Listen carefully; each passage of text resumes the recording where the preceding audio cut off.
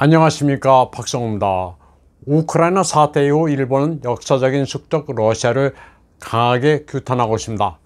3월 12일에는 키예프의 자매도시인 교토 시민들이 러시아는 당장 철수하라는 현수막을 들고 시위를 벌였습니다. 전쟁을 허락하지 않는 교토 천인위원회라는 이 NGO가 든 현수막에는 우크라이나 침략을 허용하지 말라, 원전 공격 탄핵이라는 문구도 보입니다. 동일본 대지진을 겪었던 일본인들은 체르노빌 원전 사고를 경험했던 우크라이나를 심정적으로 지지하는 경향이 있습니다. 또 북방 4개 도서를 점거하고 있는 러시아에 대한 감정을 우크라이나 사태가 건드린 측면도 있습니다. 일본의 NGO는 우크라이나 난민에 대해 인도적 지원을 해야 한다고도 주장하고 있습니다. 이제 유럽으로 몰려간 우크라이나 난민은 250만을 훌쩍 넘었습니다. 처음에 50만에서 70만, 100만, 150만, 현재 250만으로 눈덩이처럼 그 숫자가 불어나고 있습니다. 일본의 피스 윙스 자판이라는 NGO는 난민을 돕기 위해 몰도바 국경으로 갔습니다. 국경은 아우성입니다. 저녁 무렵에는 영하 6도까지 떨어지는데 작은 나라 몰도바로 쇄도한 난민은 29만을 넘었습니다. 임시 수용소로 갈 버스 앞에는 사람들이 줄지어 있습니다. 전쟁의 공포로 떠나오긴 했지만 남의 나라에서 딱히 갈 데도 없고 의지할 사람도 없습니다. 일본은 이들에게 7만 5천엔의 기부금을 보냈습니다. 일본의 지자체 가운데서도 우크라이나 난민을 받아들이겠다는 곳도 있습니다. 군마현 오이즈미 마치가 그렇습니다. 이 동네는 인구가 4만 2천인데 이 가운데 7,800여 명이 외국인입니다. 이곳은 브라질 등 다양한 출신지의 외국인들이 사는 다국적 마을인데 벌써 우크라이나인들이 머물 주택까지 준비하고 있습니다. 아이들을 위해서는 빠른 현지 적응을 위해 일본어 강습까지 제공한다고 합니다. 역사적으로 일본은 러시아에 당하고 있는 우크라이나 편을 들 심정적 이유가 충분히 있습니다. 러시아군은 북방 영토를 포함하는 지역에서 S-300 방공 미사일을 동원한 군사훈련을 벌이고 있습니다. 러시아 측은 영공을 침범하는 가상적을 상징한 훈련에서 모든 목표물을 요격하는 데 성공했다고 밝혔습니다. 러시아는 이미 2020년에 북방 4개 도서 가운데 하나인 에토로프에 미사일 시스템을 배치한 상태입니다. 또 러시아 해군 함정 10척이 10일 미명부터 11일에 걸쳐 홋카이도 남단 스가루 해협을 통과했습니다. 일본 영해, 영공 부근에서 러시아군의 활동이 최근에 아주 급증했습니다. 블라디미르 푸틴 대통령은 3월 10일 일본이 돌려달라고 주장하는 북방 4개 도서를 경제 특구로 지정했습니다. 이곳에 진출하는 기업에 대해서는 법인세와 고정자산세를 20년 동안 면제해주는 법안에 서명했습니다. 이 같은 러시아 측의 움직임에 대해 마츠노 관방장관은 유감을 표시했습니다. 북방 영토 반환을 요구하는 일본에 대해 러시아는 실효 지배를 더욱 강화하고 있습니다. 실효 지배라는 개념은 매우 중요합니다. 독도의 경우 우리가 실효 지배하고 있습니다. 보통 실효 지배하는 측에서는 조용히 있으면서 상대 측이 주장을 하면 그냥 무시하는 게 정답입니다. 우리가 독도는 우리 땅이라면서 일본을 약올리는 것 같은 행위를 러시아는 하지 않습니다. 감정적으로 떠들지 않고 실효 지배를 위한 제도를 강화하고 있습니다.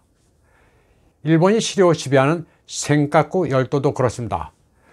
중공의 도발이 있을 때 견제만 할 뿐 센카쿠는 우리 땅이라고 떠들면서 중공을 자극하지 않습니다. 러시아 모스크바에 진출해 있는 일본의 유니클로입니다.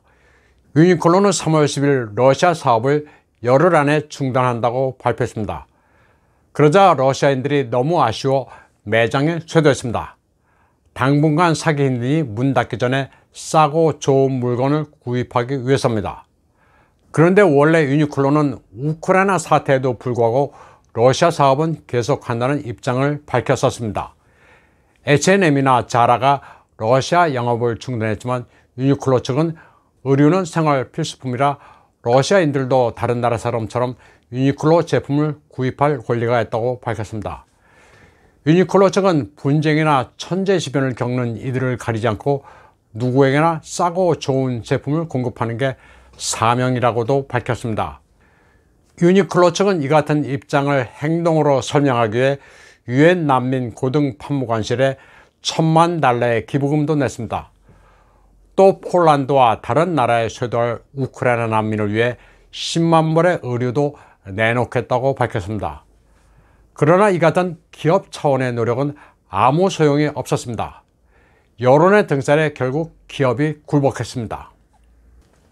러시아 사업을 계속한다던 유니클로가 입장을 바꾼 데는 주일 우크라이나 대사에 꾸짖음도 한몫을 했습니다.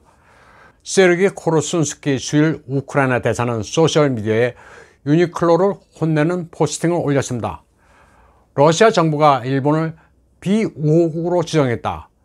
그런데도 유니클로는 러시아인들의 바지와 티셔츠에 대한 기본적 수요를 우크라이나인들이 살아가는 데 필요한 기본적 수요보다 더 중요시했다고 말했습니다.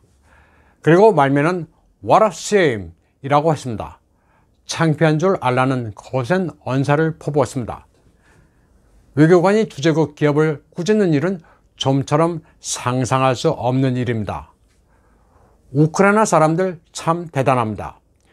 세르기 대사는 일본의 후루가와 법무대신도 만나 피난민에 대한 입국 절차를 좀 간소하게 해달라는 주문도 했습니다. 그러면 유니클로 외의 다른 외국 기업 얘기도 해보겠습니다. 맥도날드는 3월 8일 러시아 내 850개 점포의 영업이 임시 중단된다고 발표했습니다. 소련 해체 직후 진출에 어려웠던 시절 일종의 사치였던 추억의 맥도날드가 문을 닫는다는 소식에 매장은 미어졌습니다. 맥도날드 역시 유니클로처럼 여론의 등살에 사업을 중단한 케이스입니다. 맥도날드는 우크라이나 사태가 끝나면 바로 영업을 재개한다는 방침입니다. 그래서 잠정적으로 내보낸 종업원에게도 기본 임금을 주고 있습니다. 62,000명의 러시아 종업원들에게 지급되는 돈이 한 달에 $50,000,000에 달합니다.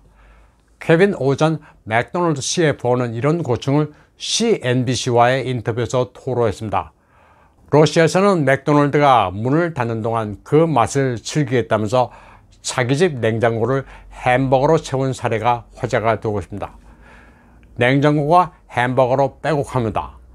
그런가 하면 소스나 체리파이, 햄버거 패티 같은 쉽게 상하지 않는 품목들을 사재기에 인터넷에서 비싼 값에 되파는 현상도 나타나고 있습니다.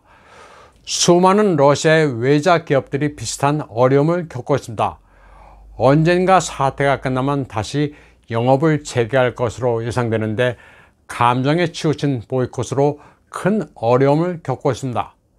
세금이 푸틴의 러시아 정부에 들어간다는 이유로 보이콧 여론몰이를 하는 바람에 기업들과 소비자들이 불편을 겪고 있습니다.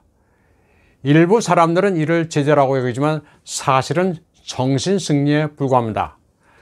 러시아산 원유와 천연가스는 그대로 수입했으면서 옷가지와 커피, 햄버거를 못 팔게 하는 것은 그야말로 코미디입니다. 이건 제재라고 볼 수도 없습니다. 우크라이나에 딱히 도움되는 것도 아닙니다. 쓸데없는 일을 열심히 하는 아리송한 행태에 불과합니다. 오늘 방송은 여기까지 하겠습니다. 시청해주신 여러분 감사합니다.